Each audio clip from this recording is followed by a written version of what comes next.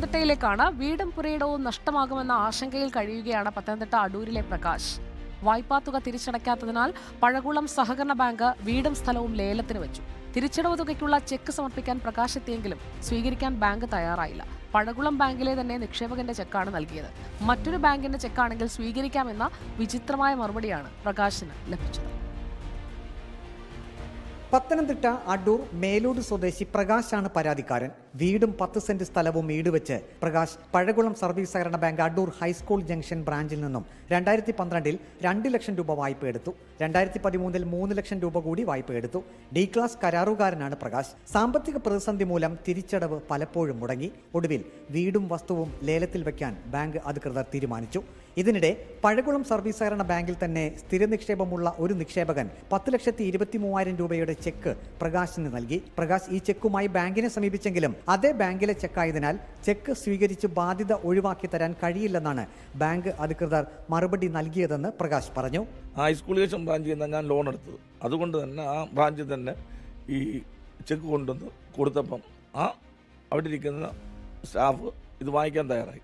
അപ്പോൾ സെക്രട്ടറി ഉടനെ വിളിച്ചു പറഞ്ഞു, ആ ചെക്ക് വാങ്ങിക്കരുത്, അത് പറ്റത്തില്ല, വേറെ ചെക്ക് കൊണ്ടുവരാൻ പറയാൻ പറഞ്ഞു. സെക്രട്ടറി എടുക്കുന്നപ്പോൾ സെക്രട്ടറി വാങ്ങിക്കത്തില്ല, അവിടെ കൊടുക്കുക, ഹൈസ്കൂളിൻ്റെ അവിടെ കൊടുക്കാൻ പറഞ്ഞു. കരാർ തുക ഇനത്തിൽ സർക്കാരിൽ നിന്നും തനിക്ക് ലഭിച്ച 15 ലക്ഷം രൂപ സഹകരണ ബാങ്കിലെ തന്റെ അക്കൗണ്ടിലാണ് വന്നതെന്നും ഇതിൽ 2.25 ലക്ഷത്തോളം രൂപ ബാങ്ക് വായ്പാ ഇനത്തിൽ ഈടാക്കിയതായും പ്രകാശ് പറഞ്ഞു.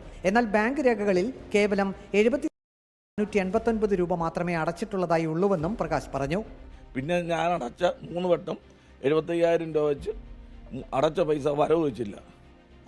അതിലൊരു രസീത് മാത്രമാണ് 74,489 രൂപയുടെ രസീതാണ് എൻ്റെ കയ്യിലുള്ളത്, ഒരെണ്ണം. ബാക്കി 2 രസീത് തട്ടപ്പെട്ടു പോയതുകൊണ്ട് ഞാൻ അത് ജയാറിന് പരാതി കൊടുത്തപ്പം ആ വിഷയം സാറിനോട് നേരിട്ട് പറഞ്ഞതേ ഉള്ളൂ, അല്ലാതെ കൊണ്ട് അതിനകത്ത് ആധികാരികമായി നിന്നില്ല. പക്ഷേ ഒരു പരാതി കൊടുത്തിട്ട് ആ 74,000 പോലും അന്വേഷണം നടത്തുകയോ പിന്നെ അത് ഒരു മറുപടി ഇതുവരെ തന്നിട്ടില്ല. അതിപ്പോൾ 5-6 മാസമായി പരാതി കൊടുത്തിട്ട്. അതേസമയം ലേലം ഒഴിവാക്കി വായ്പാ തുക തിരിച്ചടയ്ക്കാൻ പരമാവധി സമയം പ്രകാശിന് നൽകിയെന്നും തങ്ങളുടെ ബാങ്കിന്റെ തന്നെ ചെക്ക് വായ്പാ തിരിച്ചടവിനായി തന്നാൽ സ്വീകരിക്കാൻ കഴിയില്ലെന്നും ബാങ്ക് അധികൃതർ അറിയിച്ചു. ചെക്ക് നൽകിയയാൾ മറ്റ് കുടിശ്ശിക ഉള്ളവർക്കും സമാന രീതിയിൽ ചെക്ക് നൽകിയിട്ടുണ്ടെന്നും ഒറ്റയടിക്ക് വലിയ തുകകൾ ചെക്ക് മാറി നൽകിയാൽ ബാങ്ക് പ്രതിസന്ധിയിലാകുമെന്നാണ് ബാങ്ക് അധികൃതരുടെ വിശദീകരണം. പ്രകാശ് മുഖ്യമന്ത്രിക്കും സഹകരണ വകുപ്പ് മന്ത്രിക്കും തിരുവനന്തപുരം കോഓപ്പറേറ്റീവ് രജിസ്ട്രാർക്കും പരാതി നൽകിയിട്ടുണ്ട്. വീഡിയോ ജേർണലിസ്റ്റ് അജി കൊടുമണ്ണൊപ്പം reporter Praveen Purushothaman. In reporter, Pathanamthitta.